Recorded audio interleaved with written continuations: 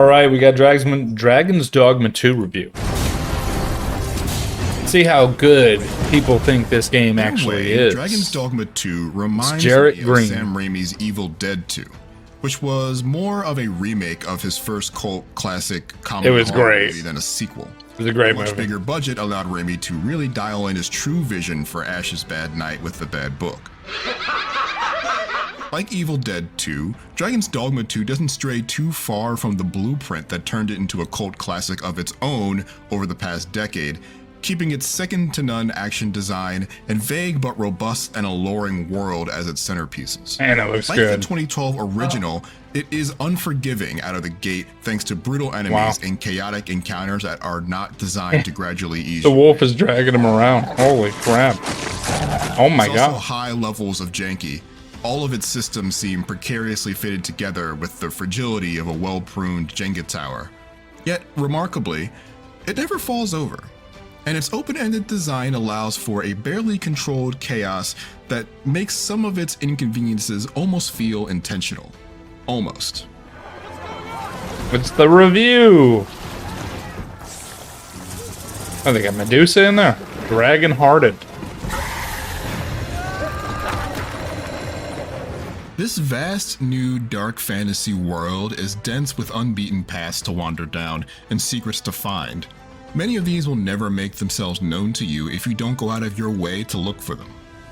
Well done, Arisen One. Early on, simply walking from quest point to quest point through the verdant forests or dusty crags is a huge risk, as the wilds of Dragon's Dogma 2 are filled with creatures who would love to make you look. Bro, that dude's strong too. Look at how much health he has. Lots of open world games with day-night cycles stress the dangers of venturing out when the moon is high. I don't know of any other game that has a more brutal night than this one. Wake up! You play it's single player, isn't it? The explicit lack of waypoints and map markers for the side stories really helps nail the feeling that you aren't simply a walking task bot for the world's NPCs to wind you up, but a curious member of a living, breathing place that will march on valiantly whether you find what you're looking for. You can recruit NPCs to fight with you. Okay. And exploring on foot, as there is very little way of convenient fast traveling.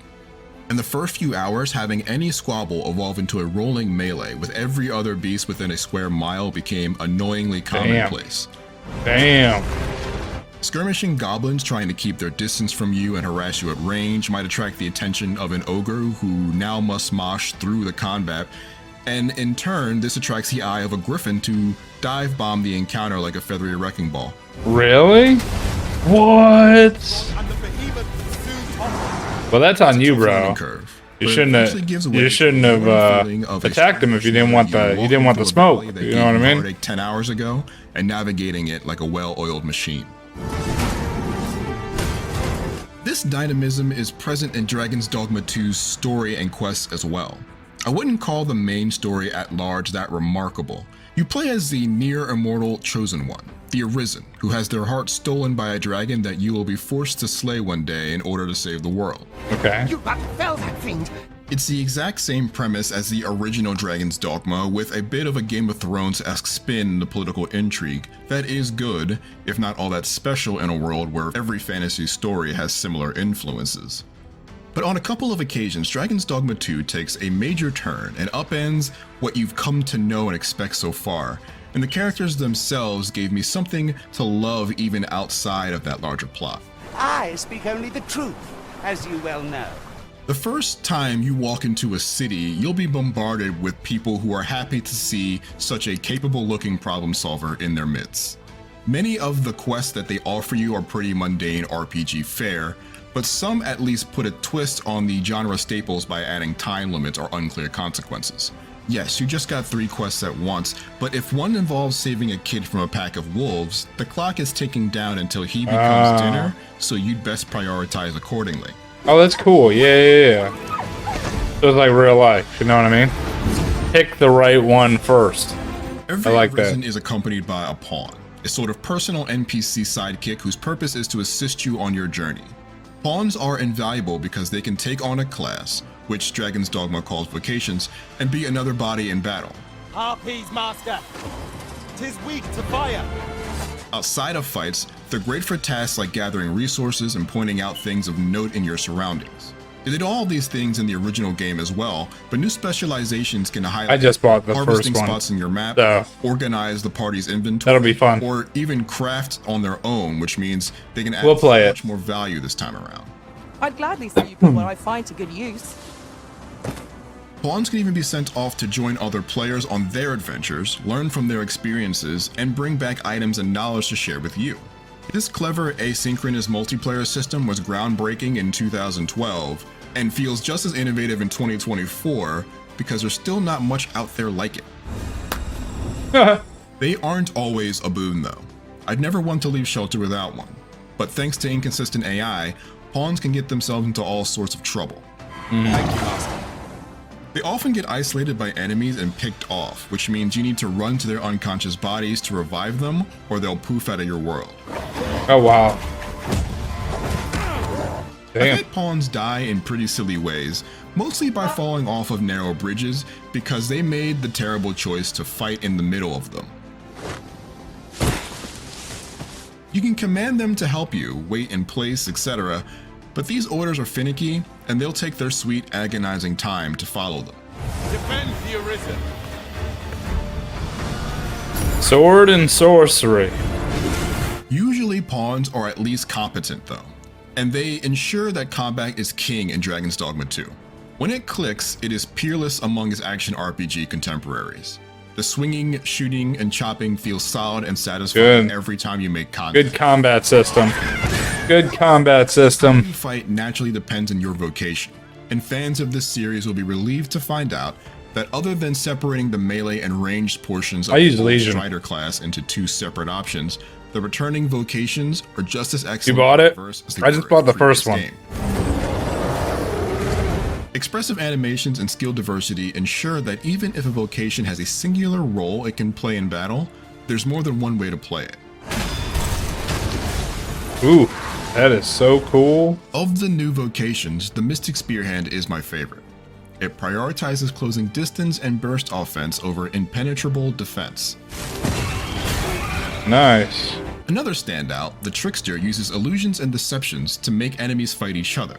And for my money, is the "you smoke too tough, your swag too different" meme in physical form. We must do whatever we can to knock it off. No matter your vocation, there's a huge Monster Hunter influence on combat as well.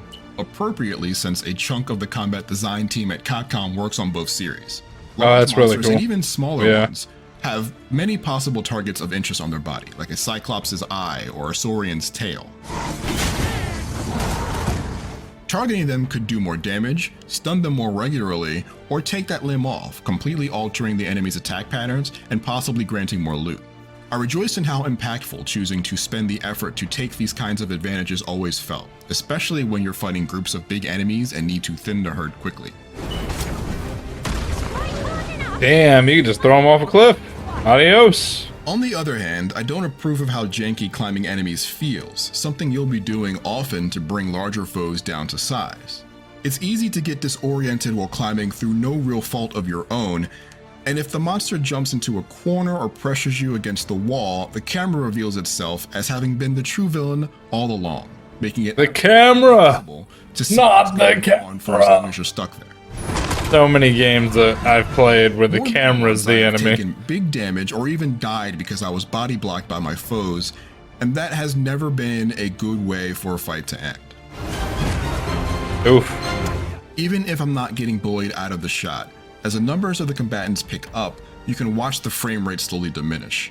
Not ideal. Oh, this is what you were talking Since about. Combat can be so heavily dependent on timing your attacks, blocks, and dodges. Never got too bad for me, but it was noticeably chuggy, which made a game that can be hard to read due to all the things going on. I on fell screen at finish once. this Just for the Arisen. illegible. Verdict. 8.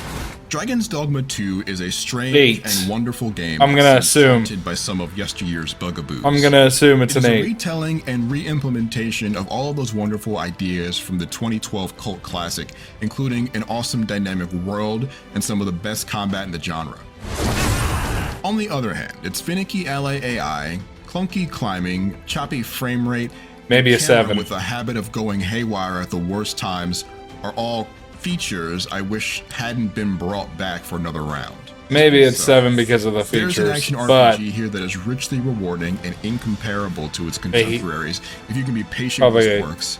And open Yeah! its hands-off open Dude! quest design. IGN! Hit me up! What do you mean? For more on the technical side, check out our full performance review of Dragon's Dogma 2. Or for an action alternative, our review of Outcast: A New Beginning. Outcast: A New And for Beginning. everything What is else, that? Stick with IGN. And me! I haven't looked at the Baldur's Gate 3 review.